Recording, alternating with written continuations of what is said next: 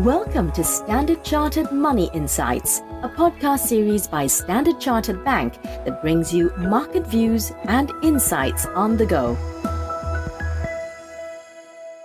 Hello, and welcome to Standard Chartered Money Insights.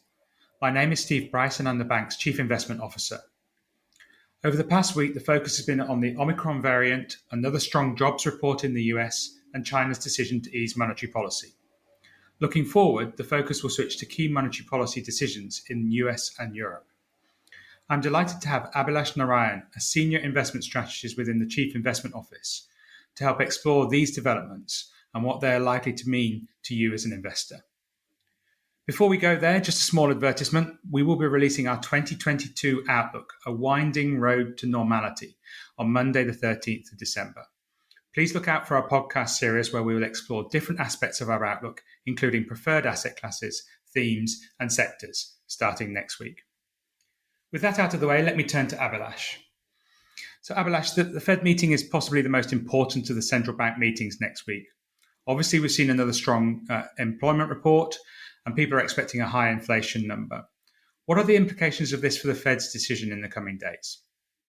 Thank you, Steve. And clearly, Fed faces the classic central banker's dilemma of balancing growth versus its inflation objectives. And if anything, the average inflation targeting policy adopted by the Fed last year has made it even more challenging for them to change course. Now, we know that recently Fed Chair Powell did indicate to Congress that the Fed would consider whether to withdraw the stimulus at a faster pace or not in its December meeting, given the inflationary concerns. Now, in our assessment, the Fed's decision will primarily revolve around its assessment of how tight the US job market is, given that it believes that the ongoing goods inflation caused by supply bottlenecks is temporary and is likely to fade by middle of next year. And it's a view that we share. Now, as far as employment is concerned, the 4.2% jobless rate, when measured versus the Fed's own 4% estimate for longer run US unemployment rate, suggests that we are getting close to full employment, which raises the risk that the Fed may be behind the curve in removing stimulus. However, when we do believe that there is enough slack left in the job market, because we think that millions of workers have not returned to work despite record high job vacancies because of the pandemic. So overall, we expect the Fed to end its bond purchases by Q2 next year and hike rates one time in 2022, compared with two rate hikes being priced by the market. Okay, so we're starting to get some information on Omicron regarding its transmissibility, the symptoms, and potential resistance or otherwise to vaccines. How do you think this will affect the Fed's decision-making process? Well, it's still early days in the information that we are getting about the Omicron variant, but the initial data seems to have eased concerns about the severity of the illness, and early results do indicate that vaccines are to a certain degree effective against the Omicron variant. And obviously, we will get more and more data in the coming weeks. Now, if we look at the signal from the markets, the one that we are focusing on is the narrowing of short and long maturity bond yields, the gap between them, which suggests that the markets right now are less concerned about inflation, but more concerned about growth, either because of the Omicron variant or because of the risk of the Fed withdrawing stimulus too early.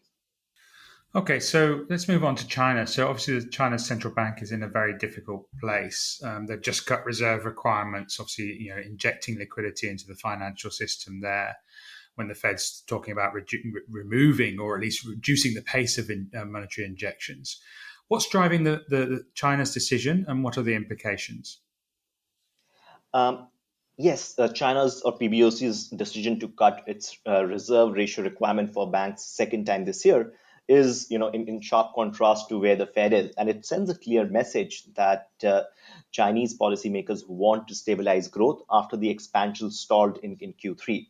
Now, in our assessment, PBOC's move was also probably aimed at stabilizing consumer and business sentiment after Chinese property developer Evergrande announced plans to restructure its debt.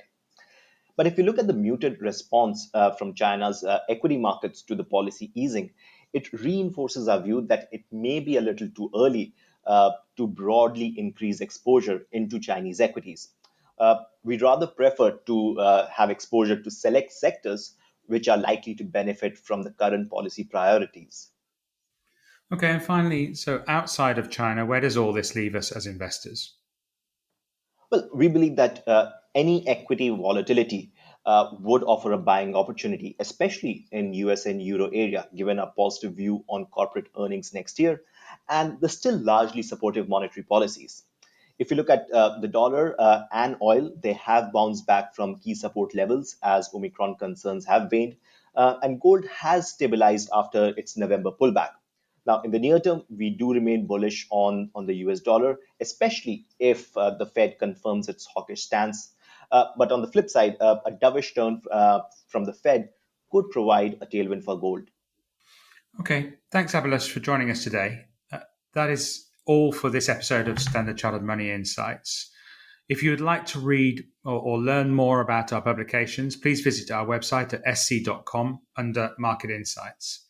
As a reminder, if you enjoyed our discussion, please rate and review us wherever you get your podcasts. Thank you for joining us and enjoy the rest of your day. Take care. Thank you for listening to Standard Chartered Money Insights, a podcast series by Standard Chartered Bank. For more details on the latest market insights, subscribe to Standard Chartered Money Insights.